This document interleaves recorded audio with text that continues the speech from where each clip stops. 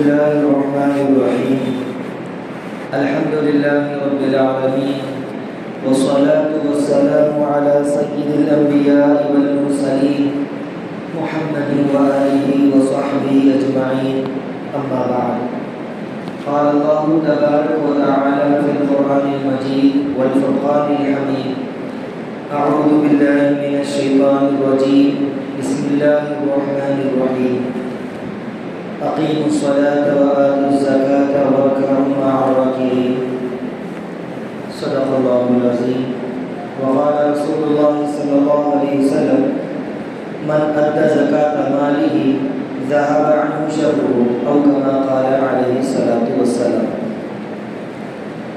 اللهم صل على سيدنا محمد في أول كلامنا، اللهم صل على سيدنا محمد في أوسط كلامنا، اللهم صل على سيدنا محمد في آخر كلامنا. رب اشرح لي صدري ويسر لي أمري واحلل عقدة من لساني يفقهوا قولي. سبحانك لا علم لنا إلا ما علمتنا إنك أنت العليم الحكيم. ربي أعني على ذكرك وشكرك وحسن عبادتك. صدق اللہ العظیم.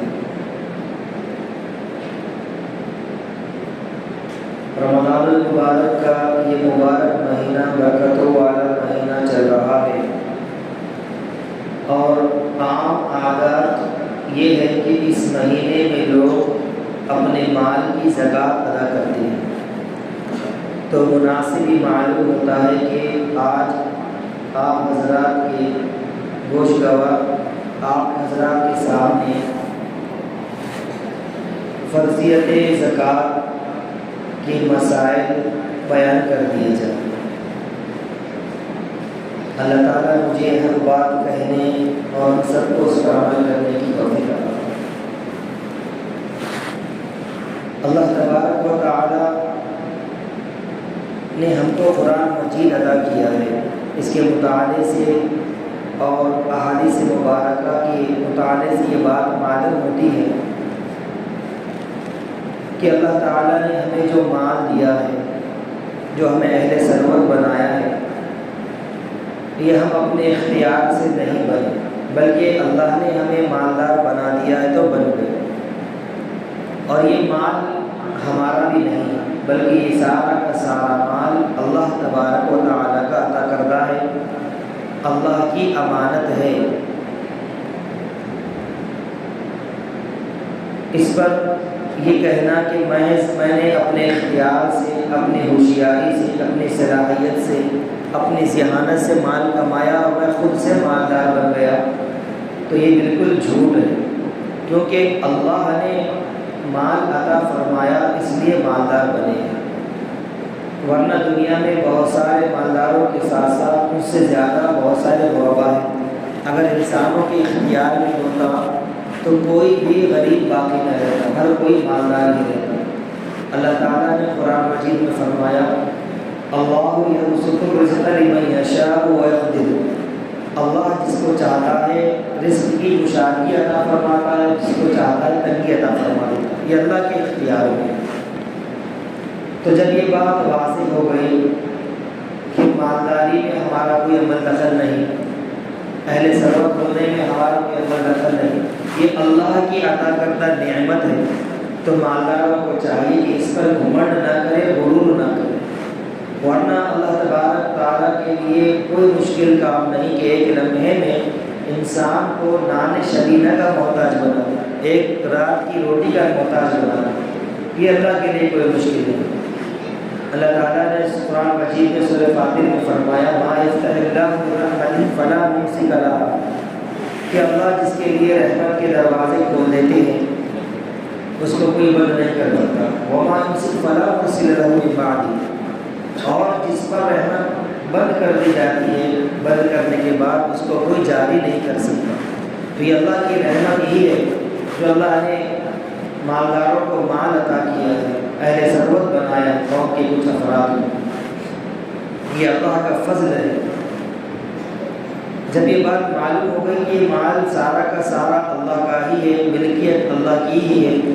اللہ نے اپنی ملکیت میں نیابت کے طور پر مالداروں کو اپنا نائب بنایا بطور اس لیے کہ وہ خرچ کرے، اللہ کے راستے میں خرچ کرے۔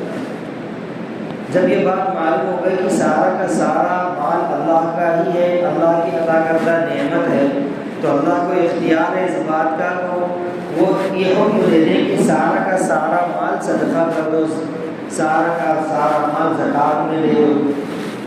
یہ اللہ کا اختیار ہے، کیونکہ مال بھی اسی کا، مالک بھی وہی ہے، اور مالک اپنے مال کو جہاں چاہے، جیسا چاہے، جتنا چاہے خرچ کر سکتا ہے۔ یہ اللہ کا اختیار ہے، لیکن اللہ نے یہ حکم نہ دے کر کہ پورا کا پورا مال صدقہ کرو، یہ حکم نہ دے کر بلکہ یہ حکم دیا کہ مال میں سے کچھ حصہ صدقہ زکوٰۃ دے دو، وہ بھی مالدار ہونے کے ساتھ ہی نہیں بلکہ مالدار ہونے کے بعد 1 سال گزرنے کے بعد جتنا مال ہے اس پر 40واں حصہ، یعنی 2.5% حصہ۔ 40 روپے اگر ہے تو 40 روپے میں سے 1 روپیہ، 100 روپے ہے تو 100 روپے میں سے 2.5 روپے، 1000 روپے ہے تو 1000 روپے میں سے 25 روپے، اتنا صدقہ مال پر سال گزرنے کے بعد اللہ تبارک و تعالیٰ نے حکم دیا ہے کہ یہ سال میں 1 مرتبہ زکوٰۃ ادا کریں۔ زکوٰۃ اور صدقات کے تعلق سے اس امت پر بڑا رحم کا، کرم کا، فضل کا معاملہ کیا گیا کہ اس امت پر جو زکوٰۃ اور صدقات واجب ہوئے ہیں، اس پر رحمت اور کرم یہ ہے اس امت پر کہ اس امت کے مالداروں سے مال کو لے کر غریبوں پر خرچ کیا جاتا ہے، یعنی اس امت کے دوسرے افراد اس مال کو، صدقات زکوٰۃ کے مال کو استعمال کر سکتے ہیں۔ پہلی امتوں میں یہ معاملات نہیں تھے۔ پہلی امتوں میں کیا تھا؟ صدقات دینے کا، کہ ایک جگہ پر اپنے مال کو، صدقے زکوٰۃ کے مال کو رکھ دیا جاتا، اور اس کی قبولیت کی علامت یہ ہوتی کہ آسمان سے آگ آتی اور جس کا مال قبول ہوتا اس کے مال کو جلا دیا جاتا، بھسم کر دیا جاتا، گویا کہ اس امت کے دوسرے افراد کی کام وہ مال کبھی نہیں آئے۔ قبولیت کی یہی علامت تھی کہ آسمان سے آگ آتی، اس مال کو جلا کر خاکستر کر دیتی تھی۔ لیکن اللہ نے اس امت پر بڑا فضل فرمایا کہ مالداروں سے لے کر تؤخذوا اغنیاءہم وترد الی فقرائہم، حدیث مبارکہ میں فرمایا گیا کہ مالداروں سے لے کر غریبوں میں تقسیم کیا جاتا ہے۔ تو گویا کہ صدقات زکوٰۃ کا مال امت کے غریب افراد، امت کے دوسرے افراد اس کو استعمال کر سکتے ہیں۔ حضرت آدم علیہ السلام کے دونوں بیٹوں کے تعلق سے واقعہ ملتا ہے چھٹے پارے میں، قربا قربان فتقبل من احدہما ولم يتقبل من الآخر۔ آدم علیہ السلام کے دونوں بیٹے حابیل اور قابیل میں جب کسی مسئلے پر اختلاف ہو گیا، ایک لمبی داستان ہے، بتانا وہ مقصود نہیں ہے، بتانا یہ مقصود ہے کہ صدقہ کس طرح سے دیا جاتا ہے۔ تو کسی مسئلے میں دونوں بھائیوں کے درمیان حابیل اور قابیل میں اختلاف ہو گیا۔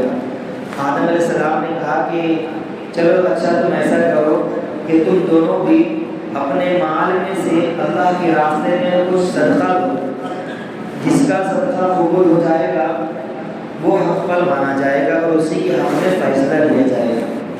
حابیل نے بکری کا بچہ پہاڑ کی اونچائی پر رکھ دیا صدقے کے طور پر اللہ کے راستے میں، قابیل نے غلے کو، اناج کو رکھ دیا۔ آسمان سے آئی آگ اور حابیل کی بکری کے بچے کو جلا کر کاغذ کر بھسم کر دیا، اور قابیل کا غلہ ویسے ہی کا ویسے ہے، یعنی اللہ کے راستے میں قبول نہیں ہوا۔ تو معلوم یہ ہوا کہ پہلے زمانے میں، پہلی امتوں میں رواج یہ تھا کہ صدقہ دیا جاتا تو وہ امت کی کسی دوسرے فرد کے کام میں نہیں آتا، اور اس کی قبولیت کی یہ علامت ہوتی، اس کی قبولیت کی علامت ہوتی کہ آپ اس کو آ کر جلا دیتی۔ لیکن اس امت پر یہ فضل کرم کا معاملہ کیا گیا کہ مالداروں سے مال لے کر غریبوں میں تقسیم کر دیا جاتا ہے، ضرورت مندوں میں حاجت مندوں کی حاجتوں کو پوری کرنے کے لیے وہ مال کو تقسیم کر دیا جاتا ہے۔ اس امت کے دوسرے افراد اس مال کو استعمال کر سکتے ہیں، اس کی اجازت دی گئی۔ اللہ تعالیٰ کے تعلق سے آتا ہے، رسول اللہ صلی اللہ علیہ وسلم نے فرمایا کہ کل قیامت کے دن اللہ تبارک و تعالیٰ ایک بندے سے فرمائیں گے کہ میں بیمار تھا تو نے میری بیمارداری نہیں کی۔ بندہ کہے گا کہ یا اللہ آپ تو اس عیب سے پاک ہے، آپ کہاں بیمار ہو سکتے ہیں اور آپ کی بیمارداری کس طرح کی جا سکتی ہے؟ اللہ فرمائیں گے کہ فلاں وقت میں فلاں جگہ میں ایک بندہ بیمار تھا، تیرے ذہن میں وہ بندہ تھا، تو نے اس کی بیمارداری نہیں کی۔ اگر تو اس کی بیمارداری کرتا، اس کی عیادت کرتا، اس کے پاس جاتا تو اس کے پاس مجھے پاتا۔ اسی طرح لمبی حدیث ہے کہ میں بھوکا تھا، تو نے مجھ کو کھانا نہیں کھلایا۔ یہ سارے واقعات، سارے حدیث اس لیے ہے کہ ہم اپنے مال کو غریبوں پر خرچ کریں، ضرورت مندوں کی ضرورتوں کو پورا کریں۔ تو اللہ تبارک و تعالیٰ نے ایسے ہیرے بہانے سے امت کے غریب افراد کی مدد فرمائی ہے اور زکوٰۃ کو فرض فرما دیا مالداروں پر۔ اب کس پر زکوٰۃ فرض ہے؟ فقہاء کرام نے لکھا ہے قرآن حدیث کی روشنی میں کہ بندہ آزاد و غلام نہ ہو، بندہ مسلمان ہو کافر نہ ہو، بالغ ہو نابالغ نہ ہو، یعنی نابالغ بچے پر زکوٰۃ واجب نہیں ہے۔ آزاد ہو، عاقل ہو، مسلمان ہو، بالغ ہو، ملکیت کا مالک ہو، اس پر زکوٰۃ واجب ہے۔ اور کون سے مال پر زکوٰۃ واجب ہے؟ تو وہ نصاب پر واجب ہے کہ سونا چاندی، سونا اگر 7.5 تولہ سونا ہو، چاندی 52.5 تولہ چاندی ہو، یا ان کی مقدار کے برابر رقم اس کے پاس موجود ہو، یا اتنی مقدار میں تجارت کا سامان، کرائے دکان کا سامان، برتن کی دکان کا سامان، جو بھی تجارت آپ کرتے ہیں اس کا سامان اتنے مقدار میں ہو کہ وہ نصاب تک پہنچ رہا ہے، 52.5 تولہ چاندی کے نصاب تک پہنچ رہا ہے۔ اور کل ہی کی بات ہے کہ معلوم کیا گیا کہ 1 تولہ چاندی کی قیمت 1000 روپے ہے۔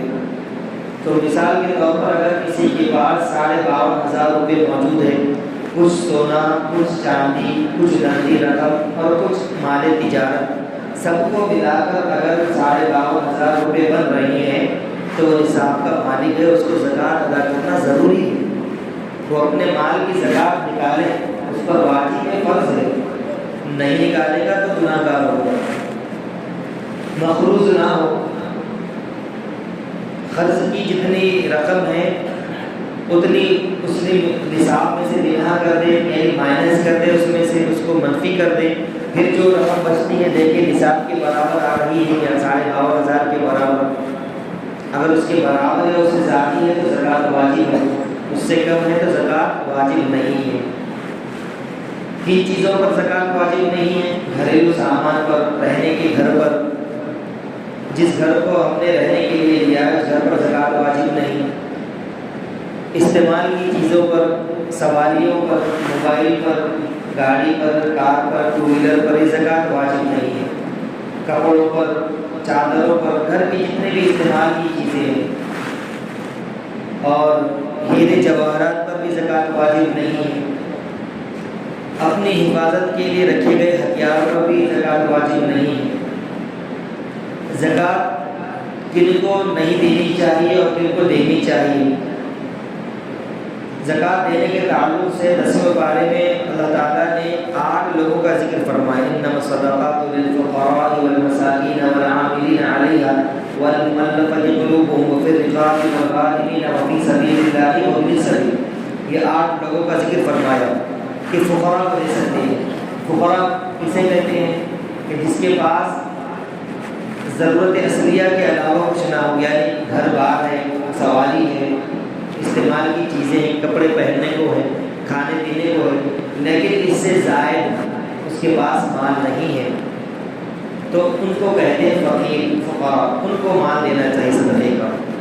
دوسرے نمبر پر فرمایا مساکین، مسکین کسے کہتے ہیں کہ جو کھانے پینے کا اور کپڑے پہننے تک کا محتاج ہو، جس کے پاس کچھ بھی نہ ہو، اس کو مسکین کہتے ہیں۔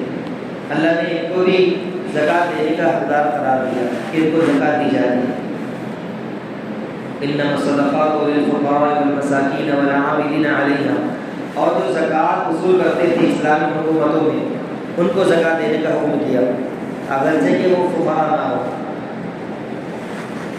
ان کے لیے شرط نہیں ہے کہ وہ مساکین یا فقیر ہو، ان کے لیے شرط نہیں، بس وصول کرنے والے شریعت کے دائرے میں رہ کر اسلامی حکومت میں جو زکوٰۃ وصول کرنے والے ان کو عاملین کہتے ہیں۔ والمؤلفۃ قلوب، دل جوئی کے لیے پہلے زمانے میں غیر مسلموں کو اور اسلام کی ترغیب کے لیے زکوٰۃ دی جاتی تھی، اور نئے مسلم لوگوں کو بھی زکوٰۃ دی جاتی تھی، اس لیے کہ وہ اپنے اسلام پر باقی رہے۔ لیکن رسول اللہ صلی اللہ علیہ وسلم کی وفات کے بعد جب اسلام کی فتوحات ہوئی تو یہ مد ختم ہو گئی، منسوخ کر دی گئی کہ ان کو نہیں دیا جائے، تو غیر مسلموں کو زکوٰۃ نہیں دی جائے گی۔ پہلے زمانے میں دی جاتی تھی مؤلفۃ قلوب، دل جوئی کے لیے اور غلام آزاد کرنے کے لیے۔ کسی آقا نے اپنے غلام کو یہ کہہ دیا کہ اتنی رقم لا لو اور اتنی رقم مجھے دے دو اور آپ آزاد ہو جاؤ۔ اس کو فقہا کی اصطلاح میں مکاتب کہتے ہیں، ایسا غلام جس کو اس کے آقا نے یہ کہا ہو کہ اتنی رقم مجھ کو دے دو اور تم آزاد ہو جاؤ، تو ایسے مکاتب غلام کو آزاد کرنے کے لیے بھی زکوٰۃ کی رقم استعمال کی جاتی ہے۔ اسی طرح غلام آزاد کرنے کے لیے انما الصدقات للفقراء والمساکین والعاملین علیہا والمؤلفۃ قلوبهم وفی الرقاب والغارمین وفی سبیل اللہ۔ غارمین کہتے ہیں مدیون مخروض کو، جو مخروض ہے اس کے قرضے کی ادائیگی کرنے کے لیے اس کو زکوٰۃ دی جا سکتی ہے۔ وفی سبیل اللہ، اور اللہ کے راستے میں جو لوگ نکلے ہیں ان کو زکوٰۃ دی جا سکتی ہے۔ اللہ کے راستے میں فی سبیل اللہ کا لفظ بہت معنی خیز ہے، اس کے اندر بہت ساری باتیں آ سکتی ہیں۔ طالب علم بھی فی سبیل اللہ ہے، غازی جو جہاد کرنے کے لیے مجاہد نکلا ہے وہ بھی فی سبیل اللہ ہے، اس کو بھی جو بھی جماعتیں اور جو بھی لوگ دین کا کام کر رہے ہیں ان کو زکوٰۃ دی جا سکتی ہے، لیکن اس کے اندر شرط یہ ہے مال کا مالک بنانا۔ ایک تو ضروری یہ ہے کہ نیت زکوٰۃ کی ہو کہ میں زکوٰۃ دے رہا ہوں، زبان سے کہنا ضروری نہیں، دل میں ارادہ کر لیں کہ جس وقت ہم رقم اپنے رقم سے الگ کر رہے ہیں اس وقت نیت کر لیں کہ میں زکوٰۃ نکال رہا ہوں، دل میں ارادہ کر لینا ہی کافی ہے۔ اگر نیت کے بغیر زکوٰۃ نکالی جائے گی تو زکوٰۃ ادا نہیں ہوگی۔ زکوٰۃ کے لیے 3 شرطیں ضروری ہیں، ایک تو نیت ہونا، دوسرا مستحق کو زکوٰۃ دینا، تیسرا سامنے والے کو اس کا مالک بنانا۔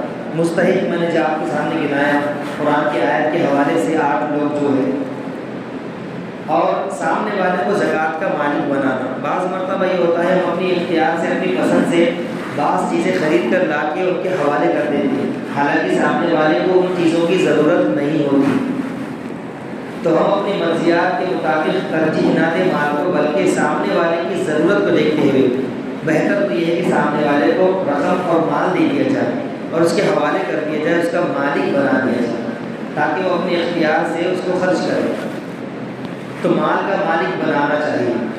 بعض لوگ کہتے ہیں کہ مثال کے طور پر گھر میں کھانا رکھا ہوا ہے، آپ کو اختیار جتنا کھا سکتے ہیں کھا لیجیے، تو یہ مال کا مالک بنانا نہیں ہوا بلکہ اباحت ہوئی، مباح ہوا کہ اختیار دیا گیا، آپ جتنا کھا سکتے ہیں کھا لیں۔ لیکن زکوٰۃ میں یہ ہے کہ مال کا مالک بنانا ضروری ہے۔ جتنی زکوٰۃ آپ پر نکل رہی ہے آپ سامنے مستحق کو دے دیں، اس کے حوالے کر دیں، اب اس کی مرضی، چاہے وہ ضائع کر دے، اس کا استعمال کرے، چاہے وہ آگے اور کسی کو صدقہ کر دے، اس کے اختیار میں رہنا چاہیے۔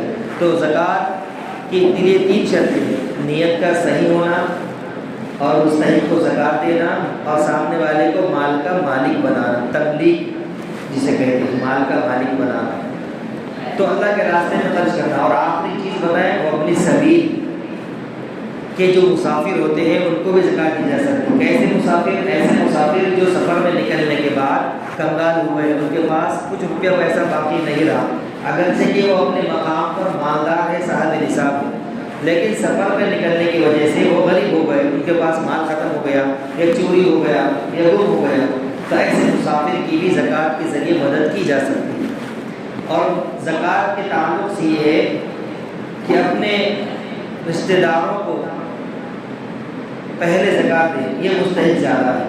ان اللہ یأمر بالعدل والإحسان وإیتاء ذی القربی، اپنے رشتہ داروں کو دینے کا حکم قرآن مجید میں آیا ہے، تو اپنے چچا کو، ماموں کو، بھتیجے کو، بھتیجیوں کو، بھانجیوں کو، بھانجوں کو، بھائیوں کو، بہنوں کو زکوٰۃ دی جا سکتی ہے۔ اپنے اصول اور فروع کو زکوٰۃ نہیں دی جا سکتی۔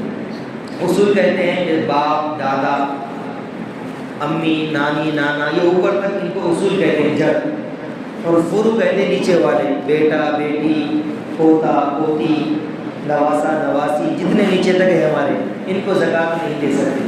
باقی ہم اپنے بھائیوں کو، بہنوں کو، چاچا، ماموں، خالہ، پھوپھی، پھوپھا، بھانجا، بھانجی، بھتیجا، بھتیجی، ان رشتہ داروں کو زکوٰۃ دے سکتے ہیں، اور بلکہ ان کو دینا دوہرا ثواب ہے۔ ایک تو زکوٰۃ کی ادائیگی کا ثواب ملے گا، اور دوسرا صلہ رحمی کا ثواب ملے گا۔ تو اپنے رشتہ داروں کو دینا زکوٰۃ، یہ صدقات دینا دوہرا ثواب، دوہرا اجر رکھتا ہے۔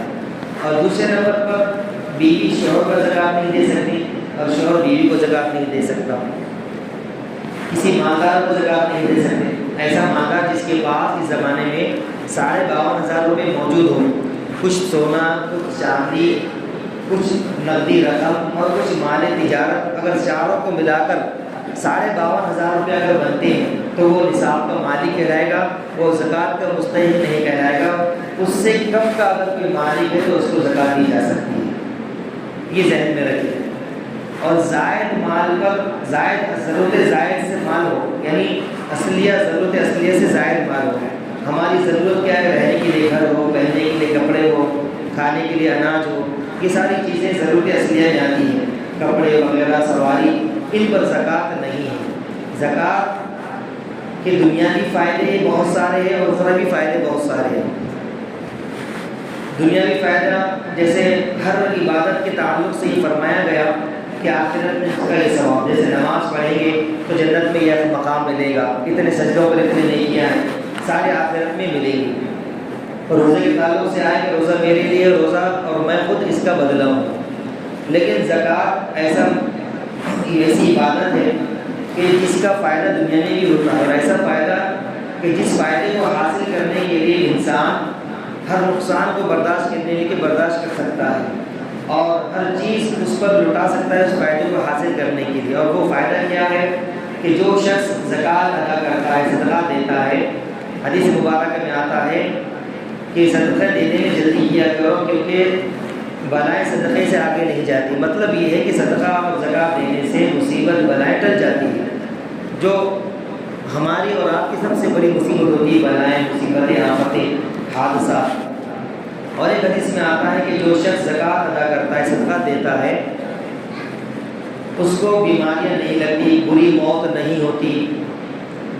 یہ بڑا مسئلہ ہے، ایک بیماریاں لگنے کا، بری موت ہونے کا۔ بری موت سے اس کی حفاظت ہوتی ہے، آفتوں سے، بلاؤں سے حفاظت ہوتی ہے، بیماریوں سے، برے حال سے اس کی حفاظت کی جاتی ہے۔ اور سب سے بڑا فائدہ یہ ہے کہ دنیا میں زکوٰۃ دینے سے مال میں کمی نہیں آتی، بلکہ مال میں برکت آ جاتی ہے۔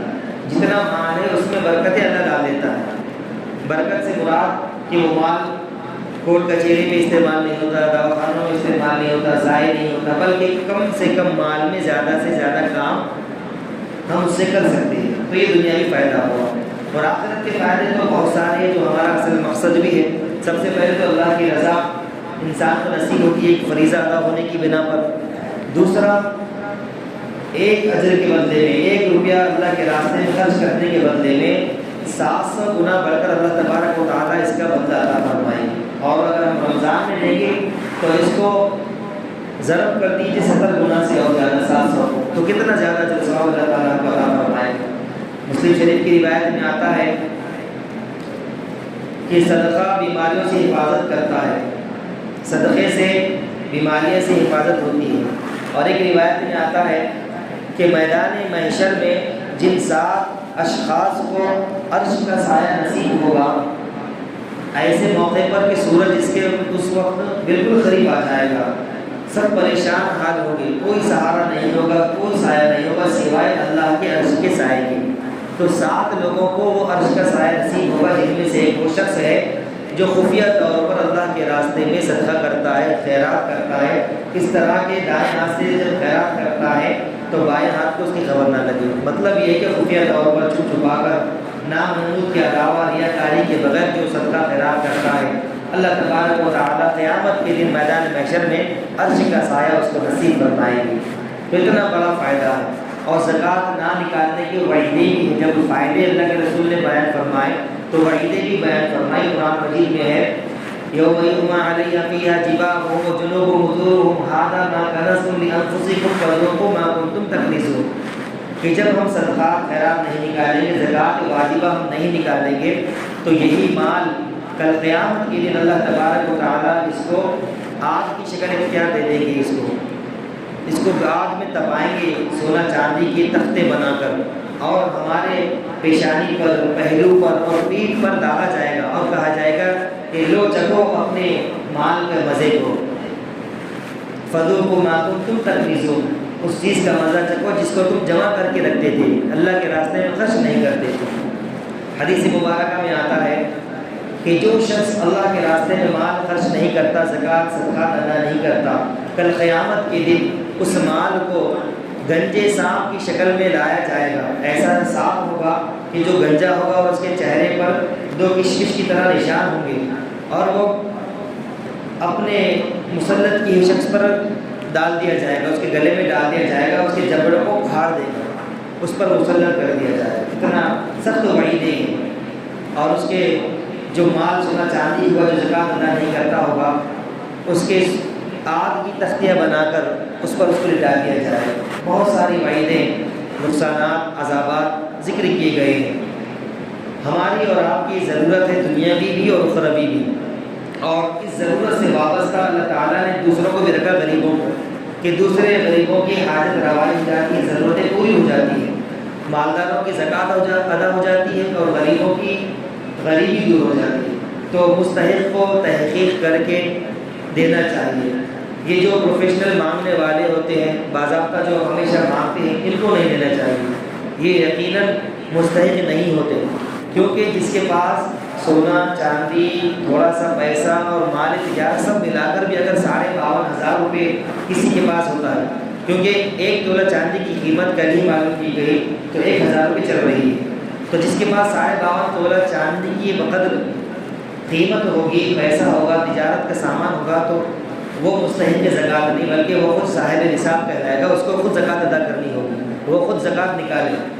تو یہ تحقیق کر کے دیں کہ کون مستحق ہے، کیونکہ مستحق کو زکوٰۃ نہیں پہنچے گی تو آپ کی زکوٰۃ ادا نہیں ہوگی، مستحق کو پہنچے گی تو آپ کی زکوٰۃ ادا ہوگی۔ اور جس کو زکوٰۃ دے اس کی تحقیر نہ کرے، احسان نہ جتلائیں، بلکہ احسان مند ہو کہ فلاں صاحب نے ہماری زکوٰۃ لے لی، ان کا احسان مند ہونا چاہیے، کیونکہ رسول اللہ صلی اللہ علیہ وسلم نے فرمایا، بخاری شریف کی روایت ہے کہ ایک زمانہ ایسا آئے گا لوگ زکوٰۃ لے کے نکلیں گے، کوئی لینے والا نہیں ہوگا، ایک شخص دوسرے شخص کے پاس جائے گا، کہے گا کہ زکوٰۃ لے لو، وہ کہے گا کہ اگر تم کل میرے پاس آتے تو میں اس کو لے لیتا، لیکن آج مجھے اس کی کوئی ضرورت نہیں ہے۔ تو وہ وقت آنے سے پہلے آج موقع ہے، محل ہے، اور اللہ نے اہل ثروت کو مال بھی دیا ہے، مالداروں کو، تو زکوٰۃ ضرور نکالنی چاہیے، اس فریضے کو ادا کرنا چاہیے، لیکن جس کو زکوٰۃ دیں اس کی تحقیر نہ ہو بلکہ اس کے احسان مند ہو۔ جیسے سپاہ حضرات آ رہے ہیں، مدارس کے علماء کرام، حفاظ کرام آ رہے ہیں، ان کی تحقیر بالکل بھی نہ ہو۔ تحقیر اس طور پر کرتے ہیں کہ آج نکل آ جاؤ، اتنا نہیں، گزشتہ میں اتنے دیے تھے، اتنا کیا کرنے کا ہے، جعلی تحقیق، بہت ساری تحقیق کرتے ہیں کہ کہاں سے آئے، کس کے پاس ہے، واقعی مدرسہ ہے یا نہیں ہے، کتنے بچے ہیں، اتنے کم بچوں کے لیے یہاں تک کیوں آ گئے، 50 سوال کرتے ہیں، دیتے ہیں 100 روپے اور سوال کرتے ہیں 1000۔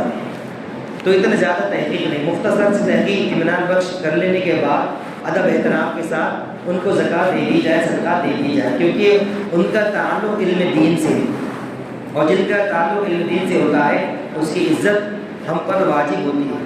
لہذا صدقات جو وصول کرتے ہیں سپر حضرات، ان کی تحقیر بھی نہ ہو بلکہ ان کے احسان مند ہو کہ انہوں نے ہمیں گھر بیٹھے بیٹھے ہی اس فریضے کو ادا کرنے کی توفیق عطا فرما دی۔ ذریعہ بن گئے وہ لوگ، ہمارے اس فریضے ادا کرنے کا ذریعہ وہ لوگ بن گئے، اس لیے ان کے احسان مند ہونا چاہیے۔ اللہ تعالیٰ سے دعا ہے کہ اللہ تعالیٰ ہم سب کو کہنے سننے سے زیادہ عمل کی توفیق عطا فرمائے۔ تو آخر دعوانا الحمدللہ رب العالمین۔